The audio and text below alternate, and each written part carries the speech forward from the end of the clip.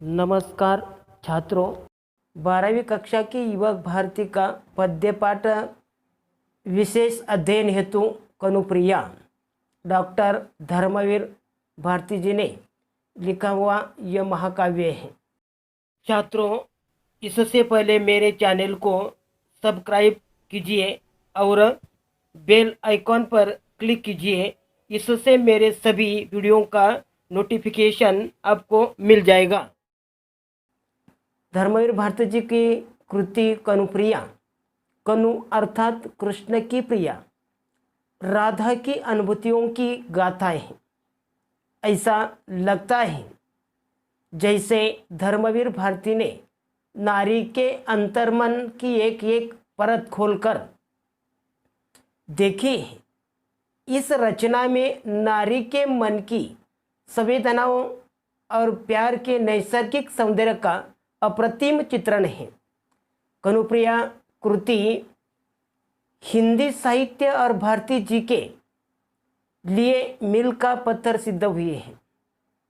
कनुप्रिया पर समीक्षात्मक पुस्तकें लिखी गई हैं, परिचर्चाएं भी हुई, परिचर्चा ये भी हुई, परंतु कनुप्रिया का काव्य प्रकार अब तक कोई भी समीक्षक निर्धारित नहीं कर पाया है।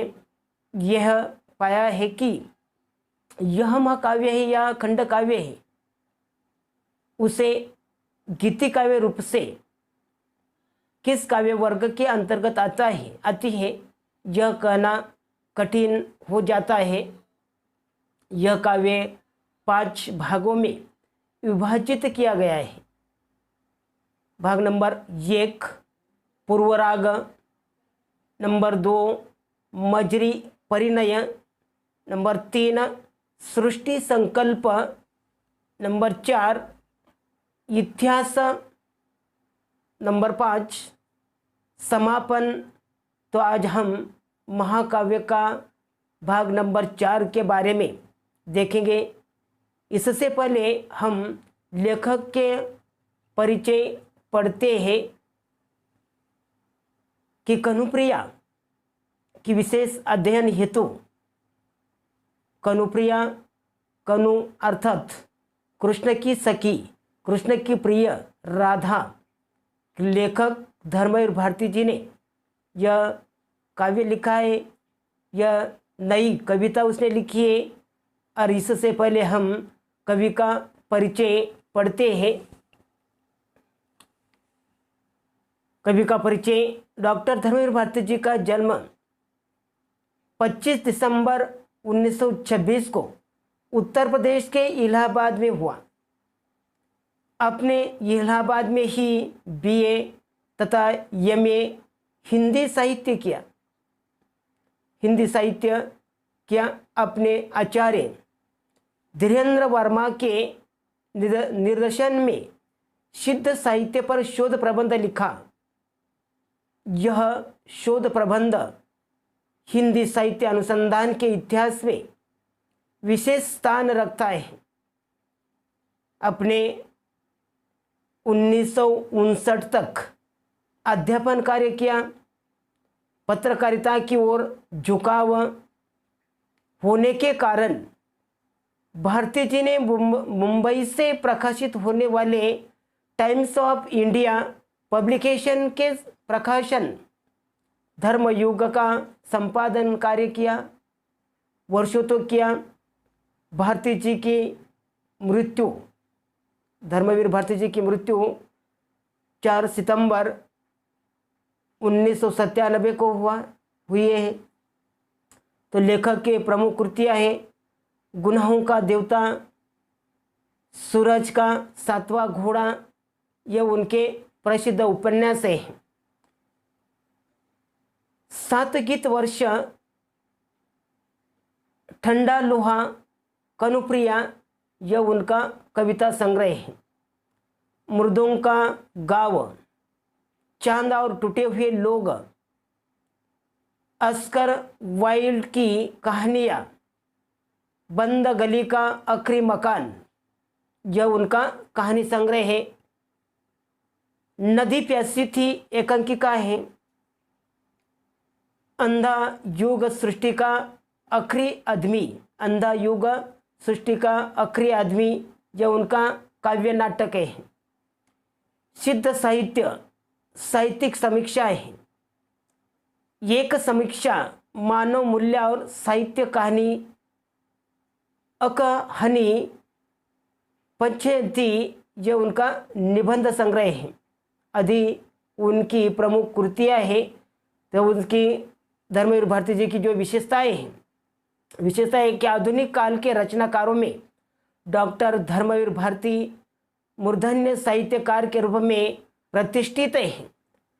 कनुप्रिया आपकी अनोखी और अद्भुत कृति है। डॉक्टर धीरेन्द्र वर्मा के निर्देशन में सिद्ध साहित्य पर शोध प्रबंध, जिसका हिंदी साहित्य अनुसंधान के इतिहास में विशेष स्थान है। टाइम्स ऑफ इंडिया पब्लिकेशन के प्रकाशन, धर्मयुग के वर्षों तक संपादक, आपको पद्मश्री, व्यास सम्मान तथा कई अन्य राष्ट्रीय पुरस्कारों से अलंकृत किया गया है। कि लेखक धर्मवीर भारती की जो विधाएं हैं, पद्य है, यह नई कविताएं हैं। और कनुप्रिया यह नई कविता संग्रह से ली गई है। तो उनकी जो लेखक के कृति परिचय, कनुप्रिया राधा और कृष्ण के प्रेम और महाभारत की कथा से संबंधित कृति है। कि कनुप्रिया राधा और कृष्ण के प्रेम और महाभारत के कथा से संबंधित कृति है। कृति में बताया गया है कि प्रेम सर्वोपरि है। कि कृति में बताया गया है कि प्रेम सर्वोपरि है और युद्ध का अवलंब करना निरर्थक है। कि राधा कृष्ण से महाभारत युद्ध को लेकर, कि राधा कृष्ण से महाभारत युद्ध को लेकर कई प्रश्न पूछती है। महाभारत युद्ध में हुई जीत हार, कृष्ण की भूमिका, युद्ध का उद्देश्य, युद्ध की भयावहता, सैन्य सहार आदि बातों से संबंधित राधा का कृष्ण से हुआ तर्कसंगत संवाद इस काव्य में चार चांद लगा देते हैं। कि डॉक्टर धर्मवीर भारती की महाभारत युद्ध की पृष्ठभूमि में, कि डॉक्टर धर्मवीर भारती की महाभारत युद्ध की पृष्ठभूमि में लिखी कनुप्रिया कृति हिंदी साहित्य जगत में अत्यंत चर्चित रही है। कनुप्रिया का प्राण स्वर बहुत ही भिन्न है। कनुप्रिया आधुनिक मूल्यों का काव्य है। उसकी मूल संवेदना आधुनिक धरातल पर उत्पन्न हुई है। इसका आधार मिथक है। यह मिथक राधा और कृष्ण के प्रेम और महाभारत की कथा से संबंध है। कनुप्रिया अर्थात कन्हैया की प्रिय सखी राधा। कनुप्रिया अर्थात कन्हैया की जो प्रिय सखी राधा, राधा और कृष्ण का जो नाता है, यह नाते रिश्ते के संदर्भ में कि लेखक ने बताया कि राधा के लिए जीवन में प्यार सर्वोपरि है। कि राधा के लिए जीवन में प्यार सर्वोपरि है। वह वैर भाव अथवा युद्ध का निरर्थक मानती है। कि पांडवों के साथ जब युद्ध होता है और युद्ध के लिए सभी चले जाती है, रणांगना पर तैनात होते हैं, वह वैरभाव अथवा युद्ध के लिए निरर्थक मानती है। कृष्ण के प्रति राधा का प्यार निश्चल और निर्मल है। राधा ने सहज जीवन जिया है और उसने चरम तन्मयता के क्षणों में डूबकर जीवन की सार्थकता पाई है। अतः वह जीवन की समस्त घटनाओं और व्यक्तियों को केवल प्यार की कसौटी पर ही कसती है। वह तन्मयता के क्षणों में अपने सखा कृष्ण की सभी तन्मयता के क्षणों में अपने सखा कृष्ण की सभी लीलाओं का अनुमान करती है, वह केवल प्यार को सार्थक तथा अन्य सभी बातों को निरर्थक मानती है। महाभारत के युद्ध के महानायक कृष्ण को संबोधित करते हुए वह कहती है कि मैं तो तुम्हारी वही बावरी सखी हूँ, तुम्हारी मित्र हूँ। मैंने तुमसे सदा स्नेह ही पाया है और मैं स्नेह की ही भाषा समझती हूँ। राधा कृष्ण के कर्म, स्वधर्म, निर्णय तथा दायित्व जैसे शब्दों को सुनकर कुछ नहीं समझ पाती। वह राह में रुककर कृष्ण के आधारों की कल्पना करती है, जिन आधारों से उन्होंने प्रणय के शब्द पहली बार उससे कहे थे, उसे इन शब्दों में केवल अपना ही राधन राधन राधन नाम सुनाई देता है। इस प्रकार राधा की दृष्टि से जीवन की सार्थकता प्रेम की पराकाष्ठा में है। उसके लिए इसे त्याग कर किसी अन्य का अवलंबन करना नितांत निरर्थक है। कनुप्रिया काव्य में राधा अपने प्रियतम